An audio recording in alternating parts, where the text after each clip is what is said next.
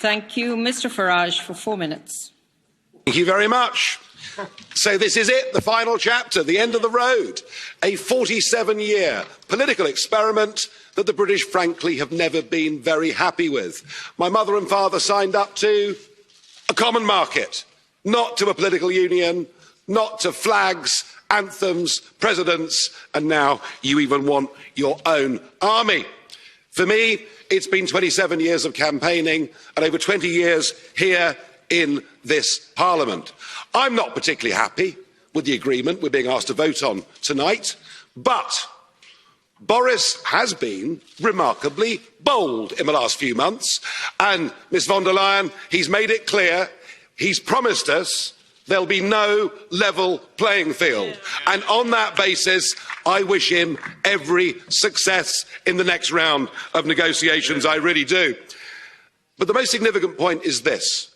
What happens at 11 p.m.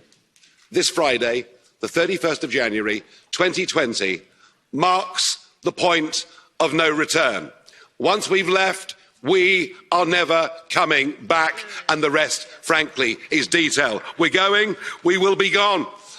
And that should be the summit of my own political ambitions. I walked in here, as I've said before, you all thought it was terribly funny. You stopped laughing in 2016. But my view has changed of Europe since I joined. In 2005, I saw the constitution that had been drafted by Giscard and others. I saw it rejected by the French in a referendum. I saw it rejected by the Dutch in a referendum. And I saw you in these institutions ignore them, bring it back as the Lisbon Treaty and boast you could ram it through without there being referendums. Well, the Irish did have a vote and did say no and were forced to vote again. You're very good at making people vote again, but what we've proved is the British are too big to bully, thank goodness.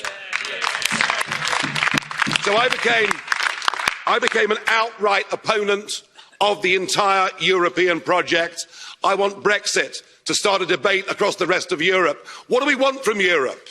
If we want trade, friendship, cooperation, reciprocity, we don't need a European Commission. We don't need a European Court. We don't need these institutions and all of this power. And I can promise you, both in UKIP and indeed in the Brexit Party, we love Europe. We just hate the European Union. It's as simple as that. So I'm hoping this begins the end of this project. It's a bad project. It isn't just undemocratic, it's anti-democratic, and it puts in that front row. It gives people power without accountability. People who cannot be held to account by the electorate, and that is an unacceptable structure. Indeed, there's an historic battle going on now across the West, in Europe, America and elsewhere. It is globalism against populism. And you may loathe populism, but I tell you a funny thing, it's becoming very popular.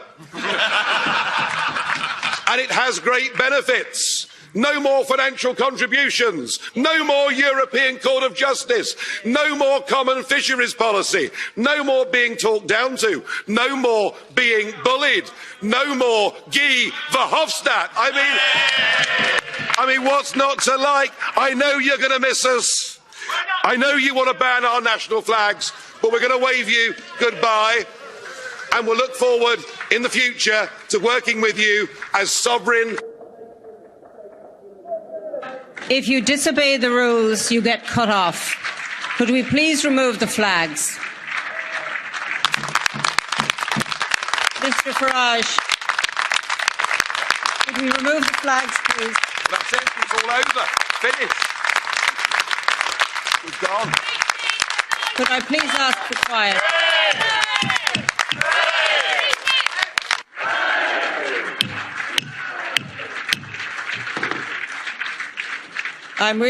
Please sit down, resume your seats, put your flags away, you're leaving, and take them with you if you are leaving now.